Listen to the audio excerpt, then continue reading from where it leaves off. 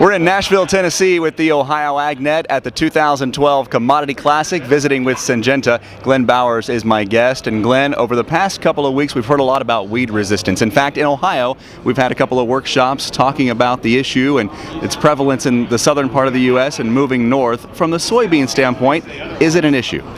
Yes, it is. I mean, as you said, the South, I think it's been recognized there first as a challenge.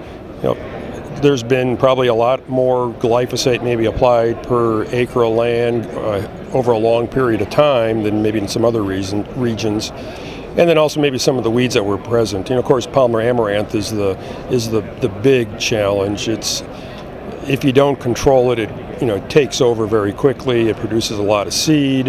It's a massive plant, and it's going to take a real concerted management system to control that weed or manage that weed once it's in a field.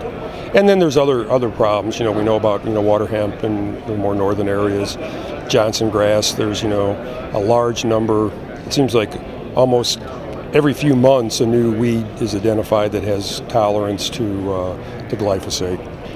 When we talk about technology in the seed traits, right now we're just trying to keep up with weed resistance. But as far as technology down the road, are we going to keep that pace up? I think there's a whole lot of traits that are being developed right now for weed control.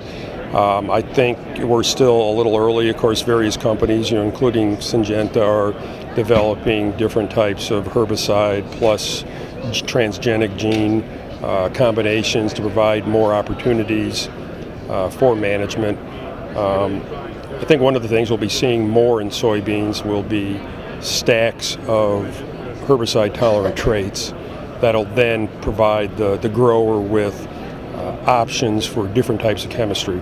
Because I think that's one of the things we learned from this situation is glyphosate was easy.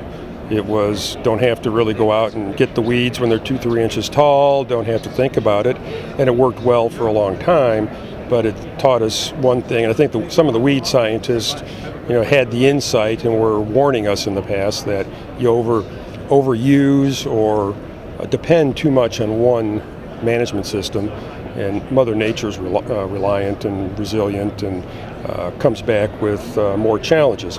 So the growers will have the opportunity to select from 2 or 3, thinking out 10 years from now, there may be soybean varieties that have 4 different herbicide-tolerant packages or traits within that one variety.